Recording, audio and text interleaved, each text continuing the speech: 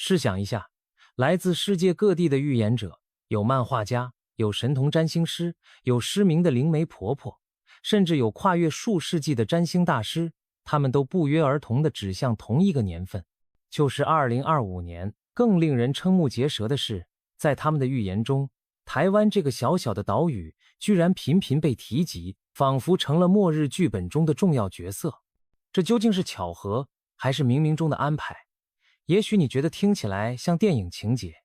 但这些预言最近可是在网络上闹得沸沸扬扬，引发无数讨论和转发。今天我们就要化身悬疑侦探，一起来抽丝剥茧，解读这4个与台湾相关的末日预言。它们的来源五花八门，有的是漫画书里的梦境，有的是印度占星术的计算，有的是来自东欧村庄的神秘传言，还有的是数百年前的诗句暗示。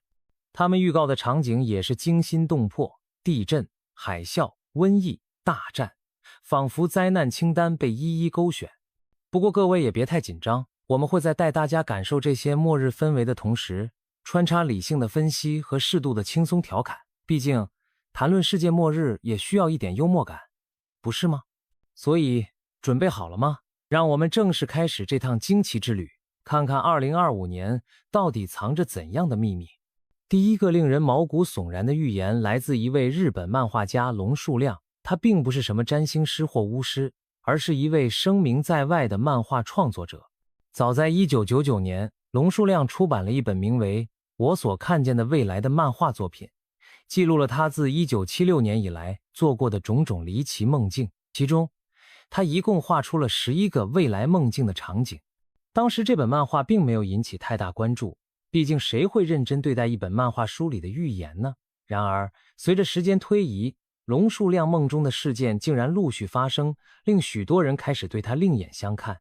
龙树亮的11个预知梦中，有7个半已被证实应验。所谓的半个指的是部分吻合或尚在验证中的预言。举几个例子，他曾在梦中看见一场发生于2011年3月的大地震，随后发生的正是举世震惊的311东日本大地震，时间和情景与他漫画中的描述惊人的相符。此外，他还梦到过英国戴安娜王妃的离世，以及摇滚乐传奇皇后乐队主唱弗莱迪·莫丘利因传染病去世。这2件事后来也真的发生了。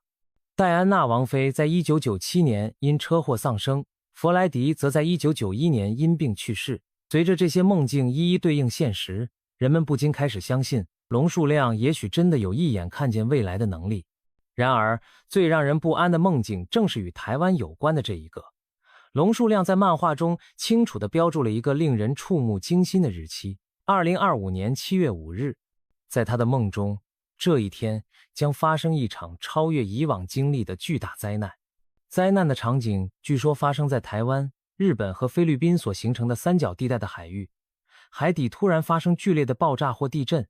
随之卷起毁灭性的巨型海啸。那滚滚巨浪之高，据说足有40米，相当于10几层楼那么高。想象一下，遮天蔽日的巨浪拍向海岸。更可怕的是，龙树亮梦见这场海啸会使各地的陆地版图发生改变。巨浪过后，日本有1/3的国土将被吞没消失，甚至台湾、香港、菲律宾和日本部分陆地会被海水相连在一起，仿佛地图被重新绘制。这样的场景简直如同末日电影里的一幕，难怪看到这预言的人无不脊背发凉。这个惊人的2025年海啸梦境，在龙树亮的漫画首次发表时并没有获得太多注意。毕竟在1999年，大众更关心的是所谓的千禧年电脑危机之类的话题，谁会想到去相信一名漫画家的超自然梦境记录呢？转折点发生在2011年，龙树亮预言的日本大地震成真之后，他当年的那本漫画被重新翻出来，在网络上疯传，大家惊觉他早就把2025年7月5日大灾难写在漫画里。于是本来被遗忘的预言突然变得让人惴惴不安起来。据说龙树亮在2021年推出漫画复刻新版后，这本尘封已久的《我所看见的未来》顿时成为畅销书，在日本读者中掀起一阵抢购风潮。一时间2025年7月大灾难的话题登上社交媒体，引发广泛讨论。也有日本媒体采访龙树亮本人，他表示重出江湖并非为了名利，而是希望唤起大众对潜在灾害的警觉。龙树亮强调，他并不想吓人，但觉得自己既然梦见了，就有责任提醒大家做好准备。这番话更让他的支持者深信不疑。更离奇的是，近年来不仅仅龙树亮一人，许多台湾、香港甚至中国大陆的网友也声称，他们自己梦见过类似的场景。在社群论坛、PTT、微博、脸书社团等平台上，不约而同有人分享他们梦里见到的巨浪高度惊人，竟然有18层楼高，将近50米。而且很多人的梦境时间都指向了2025年7月的第一周。如此多毫无关联的人描述着相似的海啸梦，这是纯粹巧合，还是某种集体潜意识的预警？听起来就像灵异小说的桥段，真让人半信半疑，头皮发麻。支持者认为，龙树亮过往精准预知311大地震就是明证，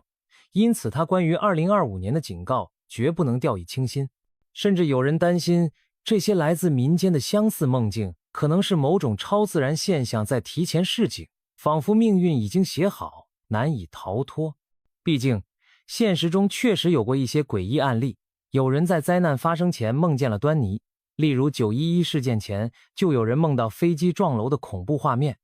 难道预知梦真的存在？如果真是如此，那龙树亮的7月海啸预言岂不是在发出末日前的倒计时？另一方面，冷静的声音提醒我们，这一切也可能有更平常的解释。批评者指出，当一个可怕的预言被广为传播后，人们日有所思，夜有所梦，在压力和焦虑下出现相似梦境并不奇怪。换句话说，那些网友梦中的巨浪场景，也许正是受了龙树亮漫画资讯的影响，是集体潜意识下的巧合，而不是真的接通了什么预知未来的天线。此外，目前没有科学证据支持预知梦的真实性，大多数所谓梦中预警都可能只是碰巧。就像以前也有很多末日预言没实现一样，比如2012年世界末日的谣言最终证明只是乌龙。因此，对于龙树亮这个惊悚的梦中预言，我们既不能全然当真到恐慌失措，也不能完全无视。明智的态度或许是一方面留意相关消息和科学研判，提高防灾意识，另一方面不要让恐惧支配了生活。毕竟，就算真有大海啸预警，我们能做的也是提前做好防灾准备，而不是天天提心吊胆睡不着觉吧。接下来登场的是近年在网络上爆红的印度神童阿南德。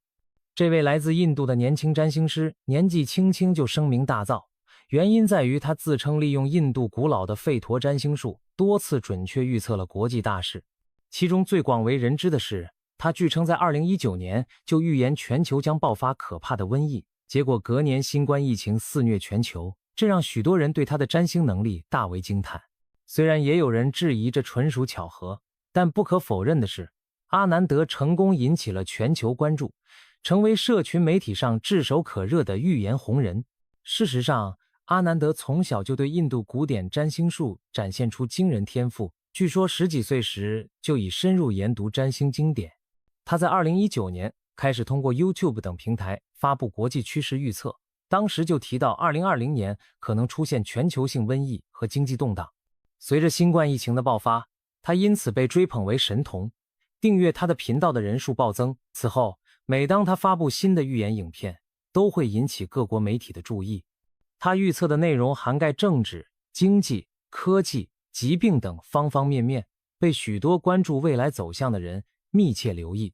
那么，这位印度神童对即将到来的2025年又有什么惊人的预言呢？根据阿南德近来公开的谈话，他对2025年的世界局势提出了相当惊悚的3大警告，其一是自然灾害，其二是地缘冲突，其三甚至涉及可怕的人祸。首先，阿南德警告，2024年底到2025年上半年之间，由于土星与月亮的北交点在星象上相会，意味着水域相关的地区将可能发生重大的天灾。他特别点名的地点就是南海地区，没错，就是中国南方那片包括台湾以南、菲律宾附近一直延伸到马来西亚、越南的广大海域。阿南德预测，在这段时期，南海可能会发生强烈的海底地震，随之引发巨大的海啸，波及周边多国海岸。他提醒南海周边国家都要提高警惕。对台湾而言，这样的预言同样令人心惊，因为台湾本身就在南海地震带的影响范围内。如果南海真的出现大地震或海啸，台湾南部和东部沿海地区难免会受到波及。除了天灾，阿南德的第二个预言则指向人祸。他声称2025年上半年南海地区还可能爆发区域冲突，也就是出现军事对峙甚至武装冲突的危机。南海本就是近年各方角力的热点，几个沿海国家在那里的领土主张争端不断。阿南德的预言暗示，这些紧张局势可能在2025年上半年迎来爆发点。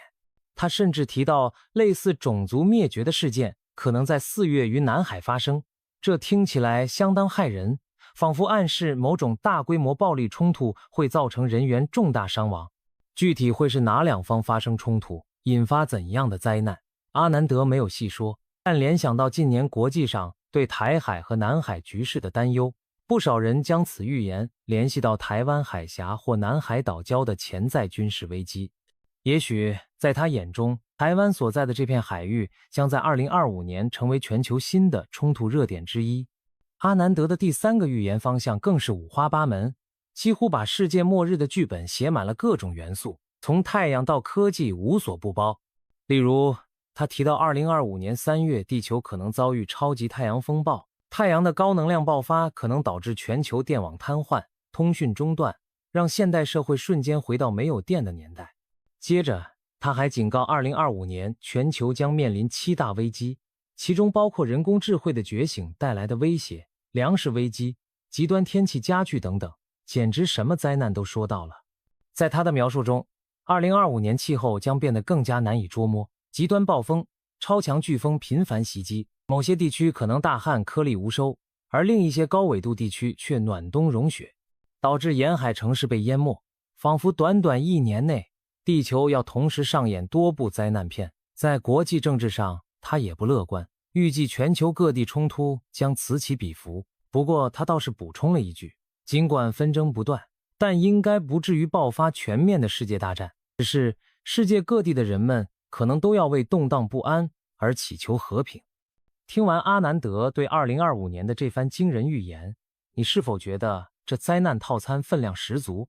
他的预测几乎囊括了自然灾害和人类社会危机的各个方面，难怪有人打趣说，这位印度神童简直把能想到的不幸都算进去了。支持者相信，阿南德过去的记录显示，他确实神机妙算，比如新冠疫情和某些国际事件确实如他所言发生。他还曾预言美国前总统川普将在2024年美国总统大选中胜出，并于2025年重新入主白宫。这一预测是否成真还有待时间验证，但如果连这种政治趋势他都能算中，那他对南海与台海危机的警告就更让人不敢掉以轻心了。不过，怀疑的声音同样很响亮，许多理性人士质疑阿南德的预言其实相当笼统，而且几乎逢乱必报。他预测了那么多灾难，碰巧总有某些年份会发生类似事件。例如，新冠疫情的预言是他成名的关键，但有人指出，他当时其实只是提到某种疾病会出现，并没有明确指出年份和规模，只是事后被粉丝附会。而他此后对疫情结束时间、经济走向等预测也曾有不准的时候。一些批评者认为，阿南德走红后，他的许多言论被媒体大肆炒作，难免有断章取义、夸大其词的成分。我们在看待他的预测时，应该抱持理性的怀疑态度。其实他警告的那些灾难，不少正是目前科学界和国际社会已担心的趋势，例如气候变化、地缘政治冲突以及电网系统对太阳风暴的脆弱性等风险。换言之，他的预言有时更像对现实风险的提醒，而非真的未卜先知。如果某项预测没发生，可能就被遗忘了。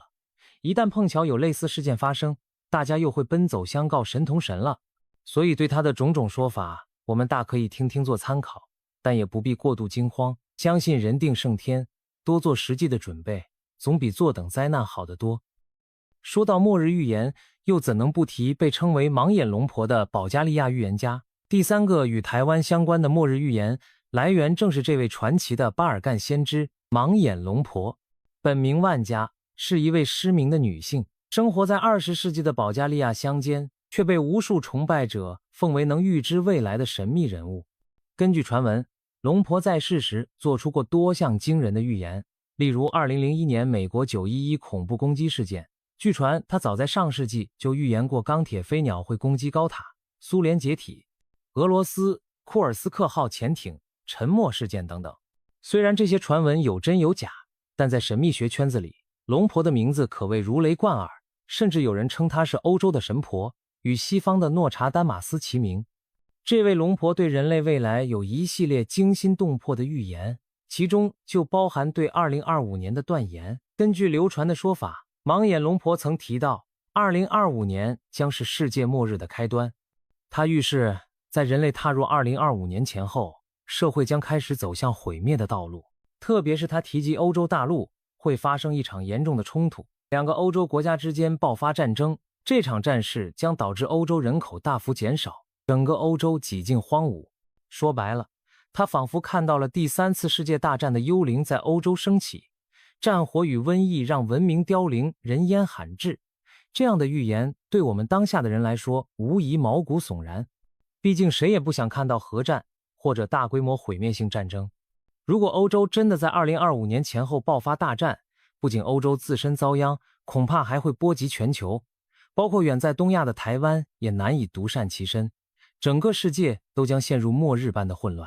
值得注意的是，龙婆的信徒们指出，她的这番欧洲浩劫预言并非空穴来风。事实上，最近几年现实世界里欧洲确实动荡不安。2022年俄罗斯与乌克兰之间爆发战争并持续至今，尽管俄乌并非欧盟内的两国，但战火就在欧洲大陆边缘燃烧。如果这场战争进一步扩大，或者另外有2个欧洲国家陷入冲突，那不就正应了龙婆所说的2个欧洲国家发生冲突吗？再加上俄乌战争已造成大量伤亡和难民潮，有些城镇满目疮痍，仿佛回到了战后废墟时代，这似乎也印证了预言中的欧洲人口大量减少。因此，有人忧心忡忡地认为，龙婆的末日场景正在我们眼前逐步上演。我们不禁要问，难道2025年真会是世界末日的开端？龙婆阴森的预言正在一步步成真吗？另一方面，持怀疑态度的人强调，龙婆的许多预言缺乏可靠记录，一直以来经常被人们视诸葛般的套用在各种事件上。有人指出，其实龙婆本人并没有留下太多书面预言，大多是身边人转述或后世揣测的结果。例如那句著名的钢铁飞鸟撞高塔的说法，之前并无文字记录，完全是911事件后才有人声称他曾经说过类似的话。又比如2016年欧洲将不存在的传言也被证实是伪造的。实际上2016年欧洲并没有真的消失，只是发生了英国脱欧等政治事件。所谓预言显然是误解或讹传。他还曾预言第45任美国总统将是最后一任，结果美国现在已经出现了第46任总统，这条预言明显落空。另外还有传言说，龙婆预告过2023年地球轨道将发生改变。幸运的是，如今2023年已过，我们的地球轨道并没有出现异常，可见这同样是不准确的预言。可见龙婆的预言并非百发百中，许多看似灵验的案例其实可能是巧合或后人曲解的结果。事实上，围绕龙婆的传说远不止于此。据说她在去世前还留下了一系列跨越数百年的预言时间表，从21世纪一直说到50几世纪。例如，传言称他预言2030年人类将接触外星文明，2046年人类可制造任何器官，2088年出现瞬间让人衰老的怪病，2100年人造太阳照亮地球夜空，甚至一直到3797年世界走向终结等等。这些听起来更像天马行空的科幻故事，真实性很难考证，大部分也未必真是龙婆本人的原话。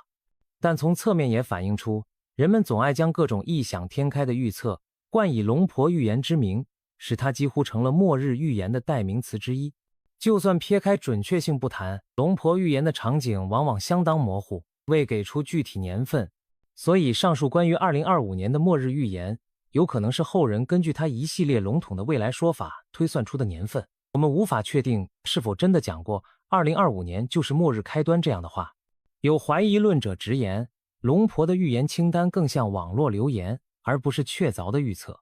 毕竟，人们总喜欢在大事发生后找先知的踪迹，好证明早有预兆，但对那些没发生的预言则选择性遗忘。因此，我们在看待龙婆这类末日预言时，不妨心存保留。一方面，不可否认现实世界确实充满动荡和危机，龙婆提到的战争、灾难并非完全没有可能，但另一方面，也不必因此就认定人类真的走末路。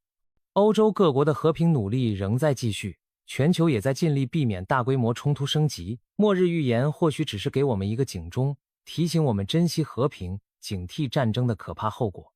与其坐等预言成真，不如努力防止悲剧发生。最后要谈的是历史上最有名的预言家之一，来自法国的诺查丹马斯。虽然他远在16世纪，但因为留下了一本著名的预言诗集《诸世纪》，在后世被誉为预言之王。诺查丹马斯的预言往往以4行诗的形式记录，隐晦难懂，可谓字字如谜。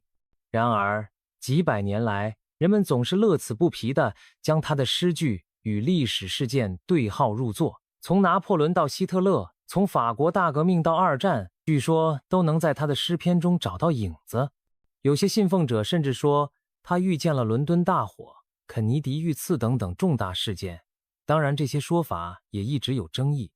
为了感受诺查丹马斯预言的神秘魅力，我们不妨举几个常被引用的例子。例如，他的一首诗提到，年老的狮子将被年轻的狮子战胜，在战场上眼睛被刺瞎，最终年长者惨死。这被许多人解读为预言了16世纪法国国王亨利2世的死因。在一次骑士比武中，一位年轻骑士的长矛意外刺穿了年长国王的护目镜，导致亨利2世重伤不治，正好应验了年老狮子败于年轻狮子，双目受创而亡的场景。再比如，他在另一首诗中写到一段话，提及伊斯特河畔将出生一个平民，他以言辞征服强大的军队，他的声望将超越君王。这段话被后世视为对纳粹德国独裁者希特勒的预言，因为原诗中出现了 Hitler 一词，被解读为希特勒的谐音暗示。不过 Hitler 其实也是多瑙河的旧称。希特勒确实靠煽动演说征服了欧洲多国，名声一度响彻世界。还有一个著名例子是1666年的伦敦大火。诺查丹马斯写道：20乘6加上6，古老之城将被大火吞噬，正义之血将在伦敦被要求偿还。许多人认为，这直接点出了发生在1666年的伦敦大火，因为那场大火烧毁了古老的伦敦城，而年份正巧是1666年。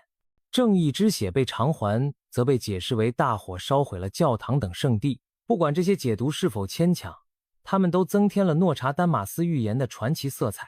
那么，预言之王是否也对我们当下的年代有所指涉呢？许多解读者声称，诺查丹马斯的部分诗句暗示21世纪20年代将发生巨变，包括自然灾害和人类社会的巨大变革。特别是在2024年至2025年之际，他的预言诗被认为提到了2场灾难和一个重大的转折点。首先，根据一些流行解读，诺查丹马斯曾暗示在双鱼宫与水瓶宫交汇之时，会有大地震和洪水等灾难降临东方之地。有爱好者将此对应到日本沿海地区的强震与海啸。而巧合的是，2023年前后，日本本州沿岸果真发生了显著的地震活动。比如日本石川县在2023年就发生了强震，于是有人把它与诺查丹马斯的预言相扣，认为那正是他所指的灾难之一。尽管诗中并没有明确写出日本2字，但这种牵强附会的解读仍然引发了不少讨论。更引人注意的是，诺查丹马斯可能对2025年这一年做出了某种特殊的暗示。在一些预言爱好者看来，诺老先生的诗句中隐隐提到，当第5个太阳周期结束，人类将面临最后的抉择之类的内容。它的原文非常晦涩。我们以上引用的是经后人翻译和诠释的意思。他们认为，这意味着2025年前后，人类文明将来到一个至关重要的十字路口，要么做出改变扭转颓势，要么滑向不可挽回的深渊。简单来说，2025年可能是决定人类未来命运的关键一年。听起来似乎没有直接描述灾难，但如果结合上下文，那个最后的抉择往往是在大动乱、大灾祸之后才出现的机会。所以许多诺查丹马斯信徒推断，他一定是预见某场全球性的巨变在2025年爆发，将改写历史走向。当然，对于这样模糊的诗句，可以有无数种不同解读。另一派观点认为，或许诺查丹马斯指的并非天灾，而是人祸，例如一场重大的战争或者政治事件，使人类意识到必须改变。这不禁让人联想到前面提到的龙婆预言，如果2025年真的爆发世界大战，确实会迫使人类面临生死存亡的抉择。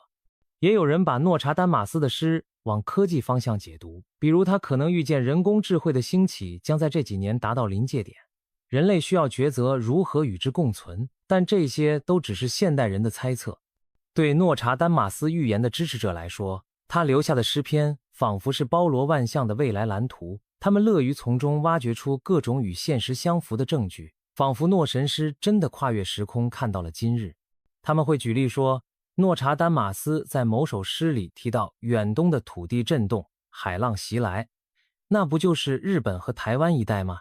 再找找他预言中的战争、瘟疫、饥荒，也都能和最近几年的新闻对上号。这让相信他的人坚信，2025年的巨大灾难乃至世界格局巨变早已命中注定，一切都写在了古老的预言诗中。然而，冷静的历史学家和科学家对诺查丹马斯的命中率则持怀疑态度。事实上，几百年来，他的诗大部分时间都只是文学作品，没能有人在事前靠他成功预测什么。往往是事件发生后，人们才翻出某句模糊的诗句，说你看，他早就说过了。这种马后炮式的解读很难证明预言的可靠，更何况他也预言过许多已经过去但什么也没发生的年头。比如他最著名的一句1999年7月，恐怖大王将从天而降。这句话当年吓坏不少人，以为1999年世界末日到了，可结果那年平安无事的过去了。所谓恐怖大王也许是指当年的某次日食或军事冲突，但肯定不是世界末日。从这一点来看，诺查丹马斯的预言并不是精确的日程表，更像是朦胧的诗意提醒。不同的人可以读出不同的意思，想相信的人自然能找到理由，不信的人也可以一笑置之。谈到诺查丹马斯与台湾的关联，有趣的是，他虽然从未明讲过台湾，但如果真如某些解读所说，2025年世界局势将发生巨变，台湾作为世界的一部分，又位处敏感的亚太地缘位置，势必也会受到波及。无论是自然灾害的连锁效应，还是国际冲突引发的余波，台湾都不能掉以轻心。不过这并不意味着要陷入恐慌，而是提醒我们多关注国际趋势和环境变化，未雨绸缪。看完以上4个末日预言，你是否感觉仿佛经历了一场脑洞大开的世界末日巡礼？日本漫画家的海啸噩梦，印度少年的灾劫套餐，保加利亚龙婆的欧洲浩劫，法国先知的神秘诗篇，听起来各不相同，却又在某些地方惊人的相似。他们共同勾勒出了一幅图景，在2025年前后，人类可能面临巨大的挑战，无论是来自大自然的震怒，还是人类自身的纷争。巧合的是，台湾在其中多次被提及，要么作为灾难波及的地点之一，要么处在潜在冲突的风暴眼之中。难怪这些预言会引起台湾民众的好奇和不安。我们应该如何看待这一切呢？是该相信末日将近，还是把它们当作茶余饭后的谈资一笑置之？现实的答案或许没有那么非黑即白。